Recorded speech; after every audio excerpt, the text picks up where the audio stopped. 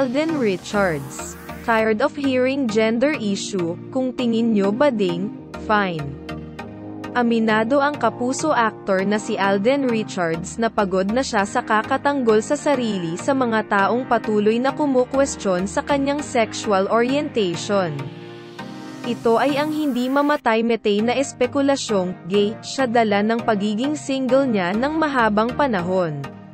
Ito ang ipinagtapat ni Alden sa vlog sa YouTube ni Tony Gonzaga nitong Martes, January 2, 2024, tanong sa kanya ni Tony, "What are you tired hearing about?" Mabilis na sagot ni Alden, "Sa gender issue. Kung tingin nyong ganon, kung tingin nyo bading, fine.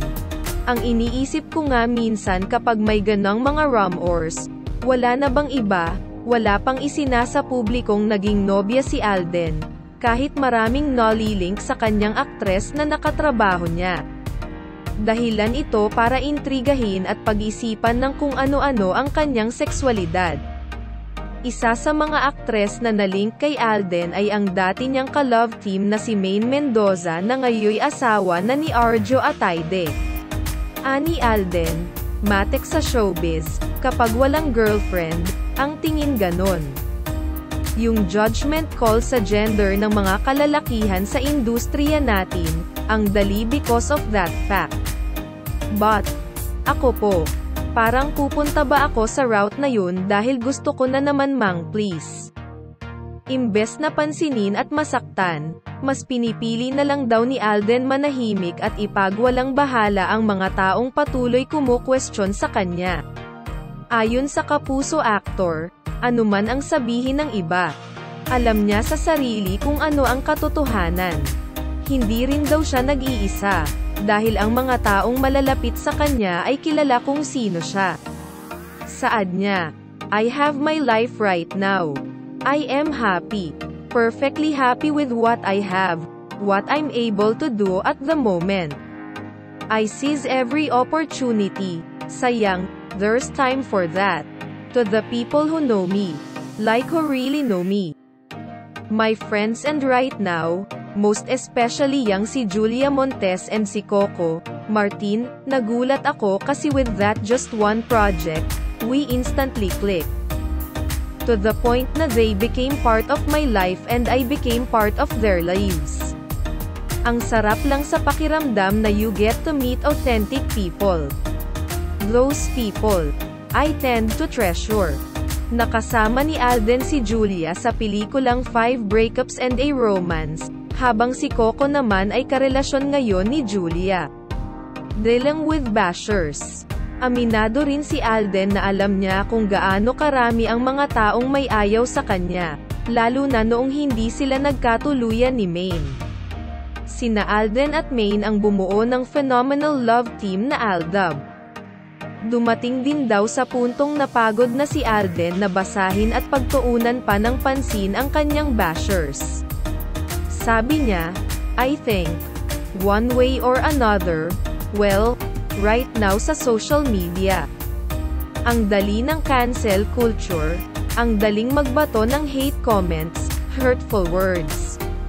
You know, sometimes I've been seeing a lot of celebrities that address the issue about bashing. But napagod na lang din ako siguro. On interview, yes, ina-address ko, but I don't post about it. Hindi ko sila sinasagot. Wala akong sinagot na bashing. If mayroon man, in my 13 years sa showbiz, mabibilang lang sa kamay." Napagtanto raw kasi ni Alden na hindi dapat malimitahan ang mga gusto niyang gawin dahil lamang sa mga basher na walang ibang ginawa kundi ang hanapan siya ng butas at baho. Saad niya, "I have to admit it. I'm a people pleaser, sobra, by all means. Sa work, how I handle my work, my people. Kaya minsan, kapag may events or public gatherings, minsan yung sincerity ko nako-question, na parang ang plastic ko raw. Most grateful for. Hindi raw naging madali para kay Alden ang taong 2023, tunay raw siyang sinubak ng pagkakataon. mapapersonal man o sa career.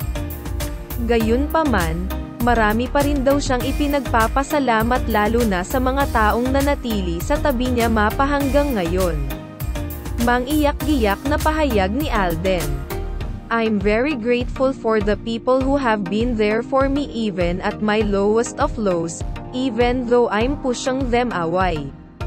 I think ganon kasi, sometimes, when you're not in a good place, you push people away. You wanna be alone na. Sasabihin mo, you don't understand me, you don't know what I am going through, nakakalungkot lang na I hurt these people. These people who love me unconditionally. I am very sorry about it, the way I treated them. But still, they tend to forgive me for that. Doon ako grateful. Dagdag pa ni Alden. Wala na ako sa kalendaryo. Nasa bingo na. But I am very much grateful and I am not ashamed of my age. Knowing na in my 31 years of existence, looking back, looking at things from afar, I was able to conquer all the challenges and I was be able to, nagawa ko for myself and my family. Ipinagdiwang ni Alden ang kanyang 32nd birthday nitong January 2, 2024.